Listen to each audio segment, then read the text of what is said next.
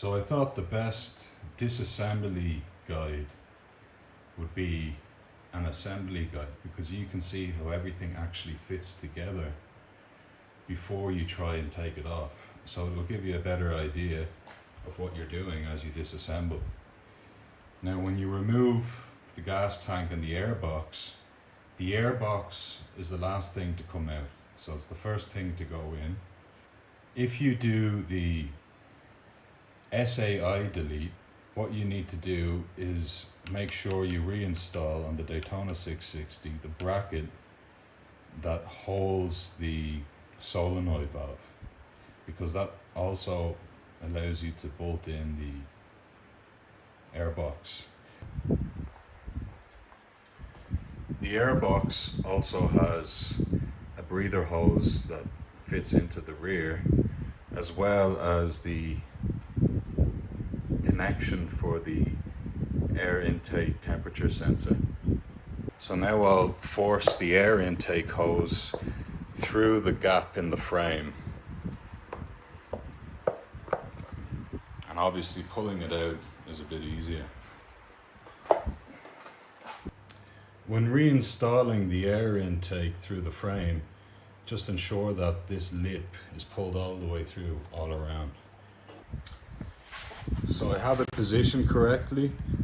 Now what I need to do is bolt it in here, and then 2 for each velocity stack on either side. Also note that we have these wires coming through on the sides, on both sides, and you can see that they were zip tied beforehand to these brackets, so we'll have to zip tie them again, but if you're disassembling you'll need to cut the zip ties. During reassembly, note that these are the bolts that secure the airbox at the velocity stacks to the throttle bodies. Note that this is the bolt that bolts the front of the airbox to the bracket that held the solenoid valve for the SAI system. The throttle body, likely made of aluminium, means that it's soft, you don't want to over tighten. So I'll take the short end of my hex key, I'll turn it around using that until I feel it stop, and then once it's stopped I give it an extra little turn. When tightening the front airbox bolt, we're tightening it into a steel bracket, and in between the bolt and the steel bracket is this steel spacer, so we don't need to be as careful. So here I am adding the zip ties to the electrical, and there's 2 on each side, so I'll show you just the one side.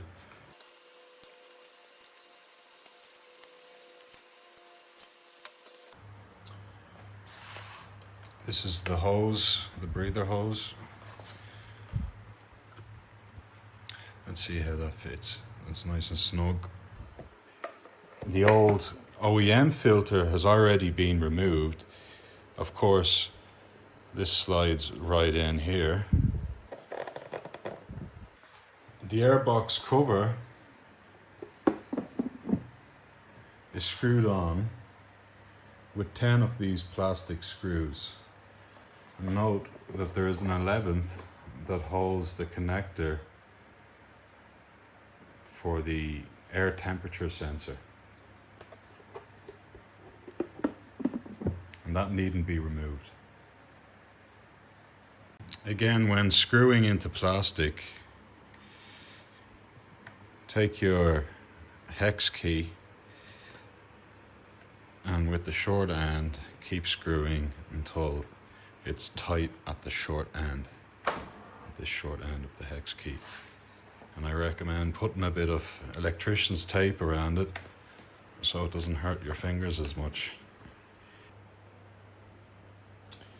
Now we've arrived at reconnecting the temperature sensor to the ECU. And just in case you're disassembling the bike, there is a lever here that you push down to unlock the connector. So when disassembling the gas tank, note that there are essentially 3 bolts holding it in place. On the rear there's a through bolt that passes through here, and on the front it bolts down here, and the same on the mirror image on the left hand side. When disconnecting the fuel tank, know that there are 5 lines connected to the bottom of the tank. 2 are electrical. You have a fuel pump line and a fuel gauge line. 1 is for the fuel itself from the tank. And then you have an overflow line or an overfill line. And you have a breather line for the EVAP system, which we've removed. And basically it just should now release it to the bottom left hand side of the bike. The fuel line has a locking mechanism which works in this way. This is unlock and then squeeze on either side and pull. And when we're reinstalling it in this open position, we push it back in and lock it in. The electrical connectors have levers. Note that the the EVAP purge valve was here, and the airbox screwed into the purge valve here. We've removed the purge valve when removing the EVAP system, and this is quite strong as it is. There's no need to do anything now with this hole. When removing the gas tank, I recommend unbolting these 2 at the front first, loosening the through bolt, and then you can lift the gas tank up slightly. Make sure not to overdo it. You don't want to snap your fuel pump line or your fuel pump. And then you can prop it up by putting something underneath so that you can work the lines off that are connected to the bottom of the fuel tank, or you can lift it up and ratchet it or tie it back, which gives you more space. The fuel tank is back in place, although not bolted in yet. I slid it in from the front of the bike towards the back so that these 2 flaps were on either side of the plastic spacers that are now behind them. Make sure they don't get caught in the spacer. And this is ready to be lined up and bolted in. I've placed a house vacuum tube between the gas tank and the airbox, which gives me enough space to work on the lines underneath the tank. This is the gas fume purge line, which now runs at the bottom left hand side of the bike. It doesn't need a clip. Push it on as much as it goes, and you'll see if you pull on it, it's stubborn to move at all. This is the overfill line. Again, it needs no clip. Finally, we can reinstall the electrical connections. I recommend installing these as well as the hoses before the fuel line, because it allows you to lift the tank up further.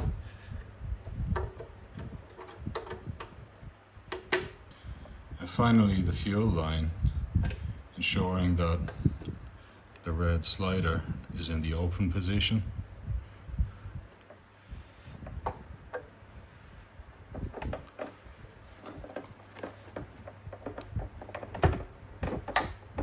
We hear the click as we push in, and then we slide the red slider into the locked position towards the front of the bike. Before the fairings, I'll tighten this bad boy down. And just a note on bolts. They work actually like a spring. So you want them to be tight until they stop, and then a little bit tighter, and that stretches the bolt out within its elasticity point. So, range. So when you remove it, it's going to come back to its original form. If you over tighten, then it becomes plastic. You reach the plasticity range where it'll actually stretch. So we just want to feel until it stops, and then with time you just get a better feel for stretching it out. In addition to the three main bolts that secure the gas tank to the frame here on each side and the through bolt, we have a bolt that attaches the gas tank to the airbox. It's a 14mm bolt without a shoulder and a hex head. Finally, the gas tank also has plastic push rivets. The plastic rivets operate such that when the button is pulled above the cap, it is ready to be locked in. When the plastic rivet is in the lock position, to remove it, you just push in with, say, your hex key, and that's the unlock position. So to complete the gas tank installation before the fairings come on,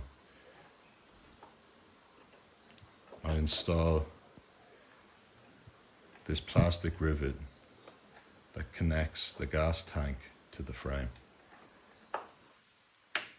Now it's important to pay attention as you assemble or disassemble the fairings of the Daytona 660, because all the bolts are different. Starting from the cockpit, the foremost bolt is black with a shoulder. The gas tank bolt here that connects to the airbox is stainless steel without a shoulder. I think it was 14mm. There's a black bolt here. It's the same as the bolt that secures into the cockpit. There's a silver bolt with a shoulder here. I think this was perhaps 16 or 17mm. Now pay attention, because not only are all these bolts different, but on the other side it varies as well. There's also a 16mm silver bolt that secures the fairings in the cockpit before you put the final plastic on top. Now I already have this side of the bike completed. But if we were to remove this fairing and we focus on the bolt here, that on the other side was, I think, a 17mm shoulder silver bolt. On this side, it's a much shorter bolt. It's 11mm. So that's the first variation. The second variation is to be found here beneath the coolant cover. On the other side, there is no coolant cover. And that coolant cover on the left-hand side is secured with a 20mm bolt with a washer. There is some Loctite on it, so it might screw in with difficulty. As you're assembling, I recommend screwing it in until it becomes tighter, and then unscrewing it, and then screwing it back in. The first fairing to be installed are the last to be removed. So I'll push in my plastic rivet to the gas tank. black shoulder bolt, silver shoulder bolt. Make sure that the shoulder is not clamping down on the plastic. Now we tighten it.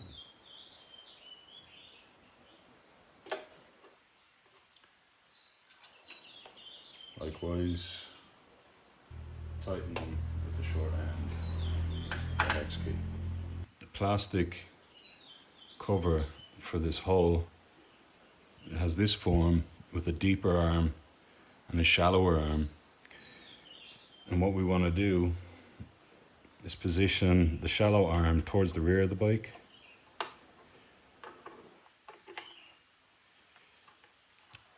Fiddle with it until it seats properly, and then give it a turn. The next piece to be installed is this long fairing. It's bolted down here by the black shoulder bolt I mentioned earlier. And there's an opening here where there's a plug, I suppose, on the back of this fairing. There's a hole here for a plastic rivet. There's a hole on this end for a plastic rivet. And on this side you see clips that snap into place here and here. So when you're removing it, just be aware that it's held in place here. And then you have these two clips that pop off. And make sure that everything's positioned correctly in the front. The tip of this fairing goes beneath the tab that sticks out of this fairing. And on the rear, it slides in the back, like so.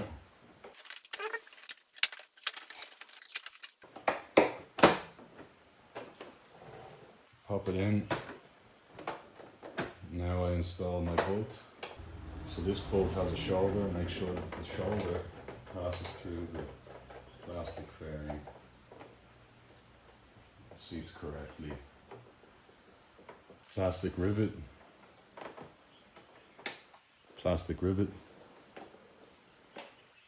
done. The final piece on the side are the first to be removed. It's quite simple, no bolts, no rivets. You have this plug that pops in here, and you have a clip that clips on here.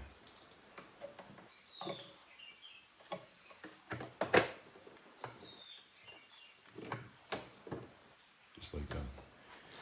It comes off very easily, like so.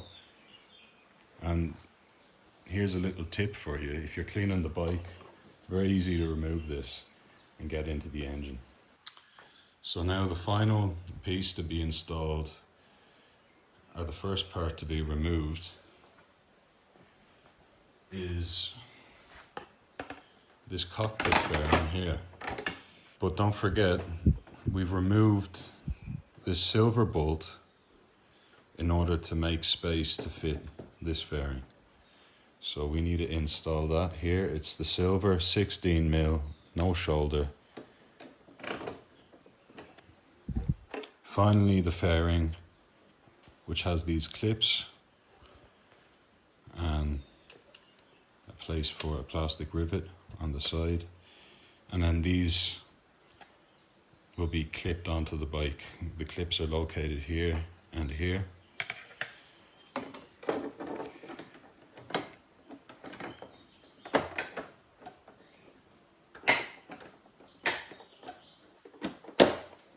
It just pops on when everything's lined up.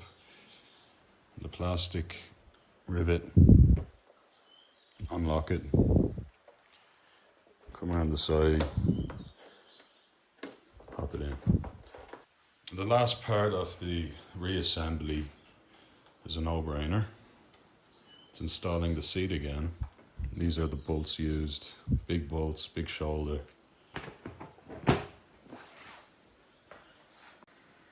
So that's the Daytona 660 reassembled.